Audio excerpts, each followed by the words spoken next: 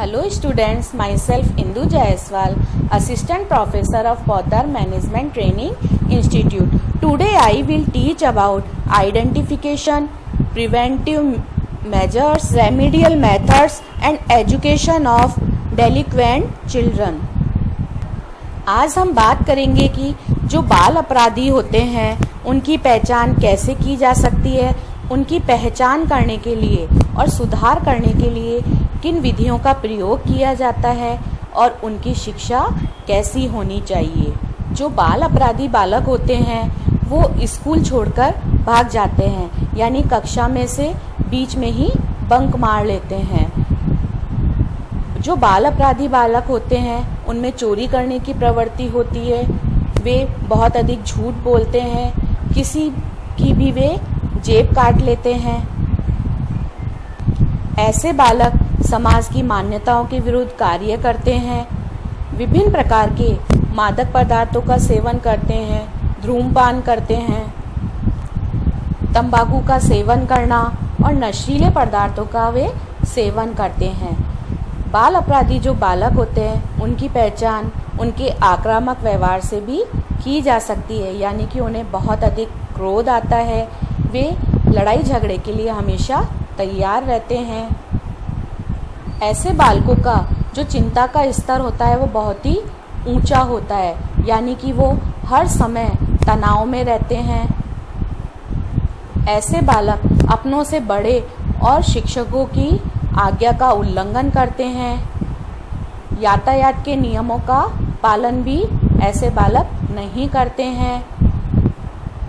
ऐसे बालक कुछ भी बोलते हुए अश्लील भाषा का प्रयोग करते हैं। ऐसे बालक यौन अपराधों में भी लिप्त रहते हैं। इसके अलावा ऐसे बालक किसी को भी धोखा दे देते हैं, बेईमानी करते हैं, आवारागर्दी करना यानी कि इधर उधर बेवजह ही घूमते रहते हैं। ऐसे बालक दूसरों की हत्या करने से भी नहीं डरते हैं और स्वयं भी कभी कभी आत्महत्या कर लेते हैं। बालकों में धीरे धीरे ऐसे असंगत कार्यों को करने की प्रवृत्ति बढ़ती जाती है। यदि बालक ऐसे कार्य करता है तो हम उसे बाल अपराधी समझ सकते हैं। ऐसी प्रवृत्तियां बालक को अपराध करने पर मजबूर कर देती है। यदि बालक में ऐसे अनावश्यक गुण पाए जाते हैं या लक्षण दिखाई देते हैं तो हमें उन्हें पहचान कर उन्हें दूर करने का प्रयास किया जाना चाहिए और उनको उपचार देना या सुधार करना आवश्यक हो जाता है। बाल अपराधों की रोकथाम के लिए हमें कुछ उपाय या प्रयत्न किए जाने चाहिए, जिसमें सबसे पहले हमें परिवार के वातावरण में सुधार किया जाना चाहिए। बाल अपराध को रोकने के लिए सबसे पहले घर परिवार का वातावरण ठीक किया जाना चाहिए, क्योंकि घरों में परिवारजनों से ही बालक बहुत कुछ सीखता है। हमें घर में जो माता पिता के तनाव से पूर्ण संबंध है उनको तनाव रहित किया जाना चाहिए। अनपढ़ जो माता पिता हैं उनको शिक्षित किया जाना चाहिए। जो माता पिता अनैतिक कार्यों में संलग्न हैं उनको उन कार्यों से मुक्ति दिलानी चाहिए। परिवार में माता पिता द्वारा बालकों की जो आवश्यकताएं होती हैं, जो उचित आवश्यकताएं हैं उनको पूरा किया जाना चाहिए। परिवार का जो वातावरण है वो लोकतांत्रिक और स्वतंत्र होना चाहिए, पक्षपात रहित होना चाहिए। बालकों को भी उचित निर्देशन और परामर्श दिया जाना चाहिए। उनमें आत्मनिर्भरता का विकास किया जाना चाहिए, उनका उचित पालन पोषण किया जाना चाहिए और उनके लिए अच्छे विद्यालयों का चयन किया जाना चाहिए। दूसरे जो उपाय हैं वो है विद्यालय वातावरण में सुधार किया जाना चाहिए। अध्यापक का जो व्यवहार होता है वो बालक के प्रति मधुर और भेदभाव रहित होना चाहिए। बालकों को उचित कार्य करने की पूरी स्वतंत्रता दी जानी चाहिए। स्वच्छ परीक्षा प्रणाली होनी चाहिए।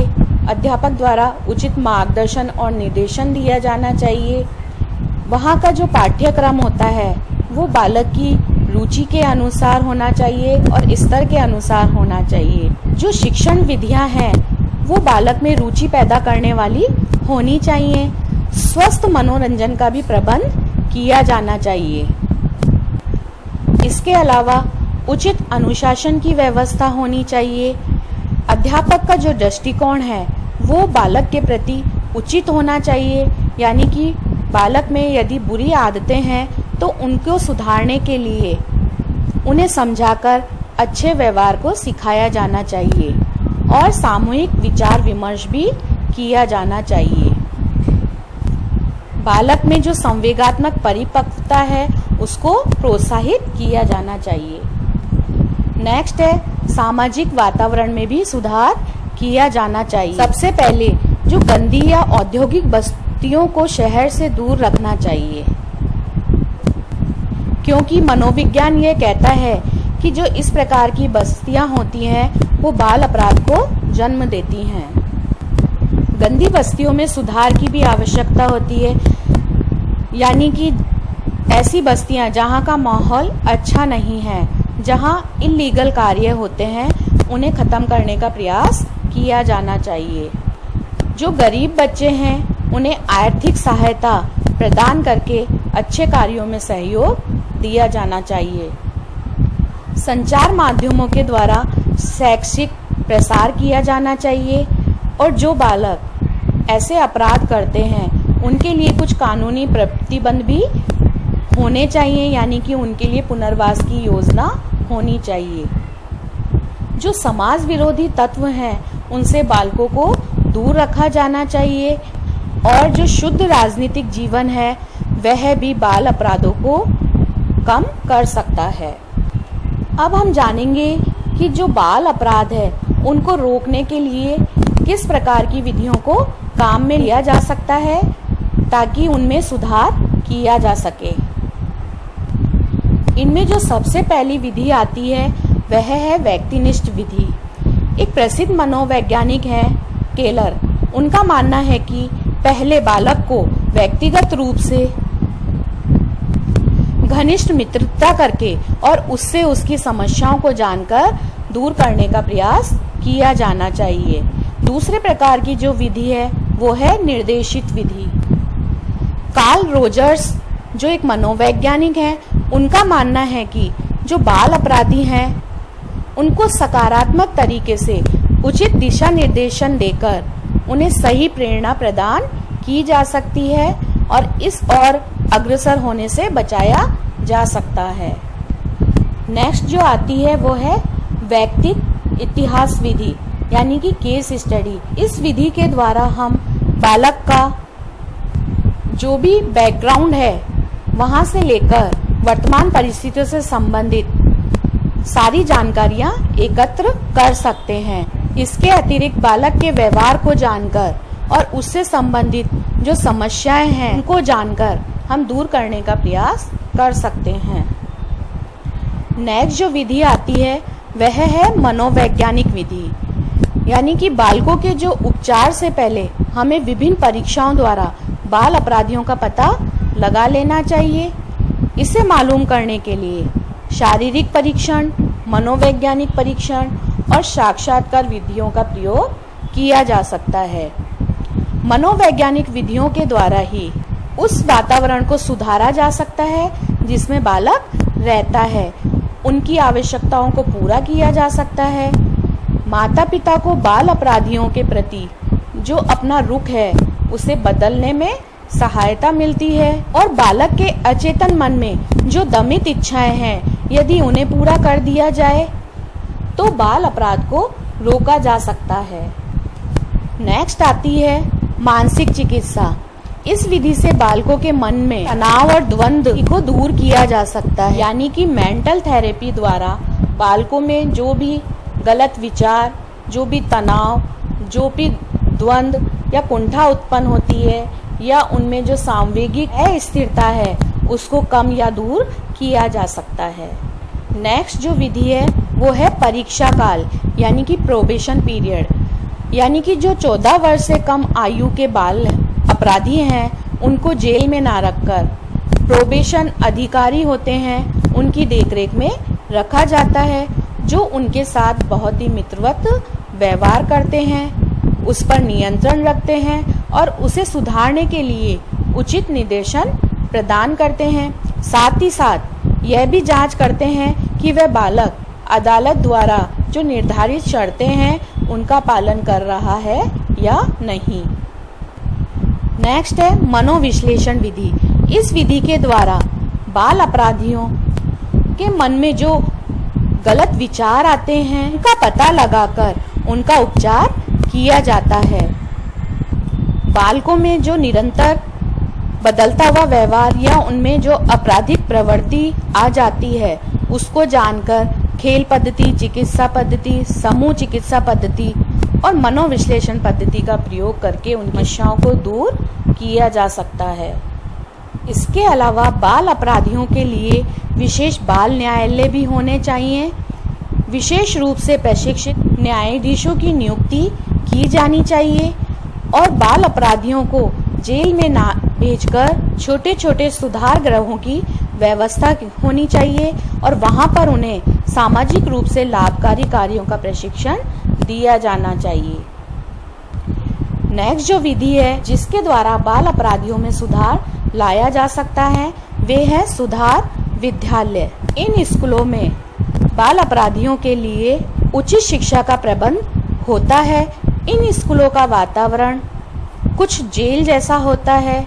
इनमें अनुशासन रखना सिखाया जाता है। इसके अंतर्गत कई प्रकार के स्कूल आते हैं जैसे junior certified school, senior certified school, auxiliary home और बूस्टर स्कूल। विद्यालयों में बालकों को उचित निर्देशन और परामर्श प्रदान किया जाता है। यहाँ पर बालकों को घर जैसा वातावरण दिया जाता है। उनका जो पाठ्यक्रम है उसको बालकों की मनोदशा के अकॉर्डिंग बनाया जाता है। नेक्स्ट आते हैं बाल सुधार गृह। बाल अपराधियों में सुधार लाने के लिए बालकों को कुछ ऐसे सुधार गृहों में भेजा जाता है जहां पर उन्हें उचित माहौल मिलता है, जहां पर उन्हें सामान्य शिक्षा के साथ साथ शारीरिक शिक्षा भी प्रदान की जाती है। उन्हें औद्योगिक और व्यावसायिक प्रशिक्षण के साथ साथ नैतिकता और चरित्र निर्माण पर बल दिया जाता है।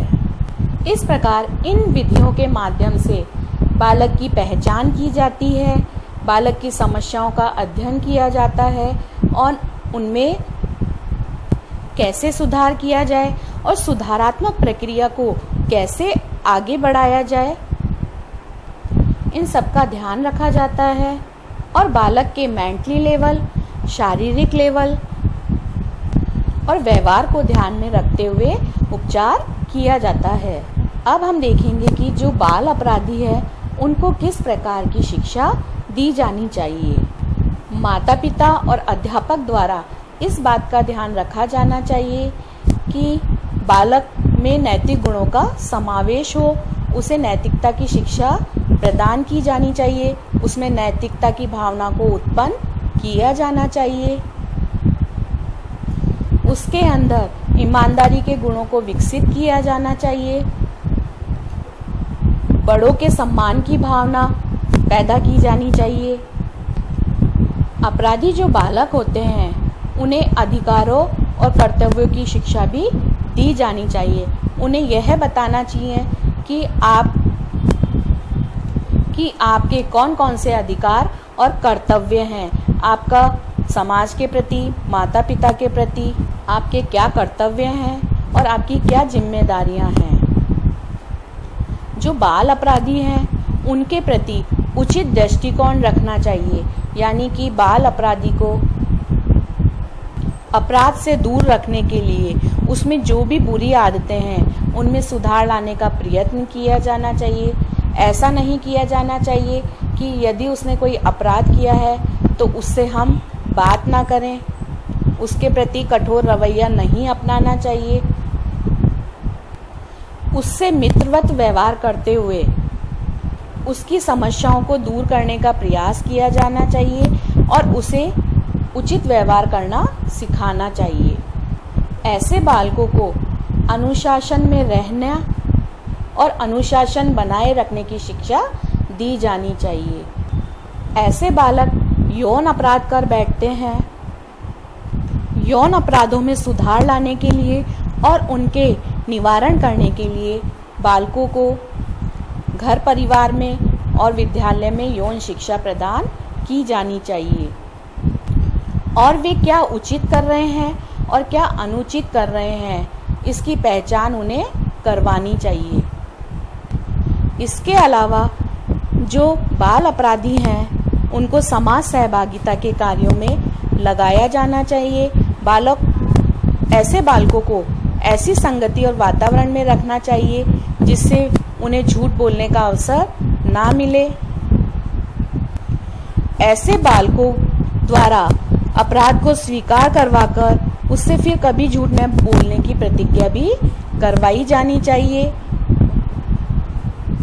ऐसे बालकों के प्रति प्रेम, सहानुभूति और सहयोगात्मक व्यवहार करना चाहिए। बच्चों की आवश्यकता, परिस्थिति और समस्या के अनुरूप ही उन्हें गृह कार्य दिया जाना चाहिए। हर समय हम यह देखते हैं कि आजकल ज़्यादातर बच्चे अकेले रहते हैं, हर समय पढ़ाई के बोझ से दबे हुए रहते हैं। यानी कि स्कूल में जो पढ़ाई का जो समय निर्धारण है, जो घंटे हैं, उन्हें कम किया जाना चाहिए।